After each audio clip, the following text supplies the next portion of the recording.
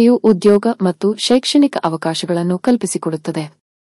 ಇದು ಜನರನ್ನು ಬಡತನ ಮತ್ತು ನಿರುದ್ಯೋಗದಿಂದ ಹೊರಬರಲು ಸಹಾಯ ಮಾಡುತ್ತದೆ. ಇದರೊಂದಿಗೆ ರೀಡ್-ಎ-ಥಾನ್ ಓದುವ ಹವ್ಯಾಸವು ಮಕ್ಕಳಲ್ಲಿ ಶಬ್ದ ಭಂಡಾರ, ಗ್ರಹಿಕ ಸಾಮರ್ಥ್ಯ, ಏಕಾಗ್ರತೆಯ ಶಕ್ತಿ, ಭಾಷಾ ಕೌಶಲ್ಯ, ವಿಮರ್ಶಾತ್ಮಕ ಚಿಂತನೆ, ತಾರ್ಕಿಕತೆ, ವಿಶ್ಲೇಷಣಾ ಸಾಮರ್ಥ್ಯ, ಕಲ್ಪನಾ ಶಕ್ತಿ, ಸೃಜನಶೀಲತೆಯನ್ನು ಬೆಳೆಸುವಲ್ಲಿ ಅತ್ಯಂತ ಪ್ರಮುಖ ಸಾಧನವಾಗಿದೆ ಎಂದು ಕರ್ನಾಟಕ ರಾಜ್ಯ ಪ್ರಾಥಮಿಕ ಶಾಲಾ ಸಂಘದ ಉಪಾಧ್ಯಕ್ಷ ಸಿ. ಮೈಲಾರಿ ಹೇಳಿದರು.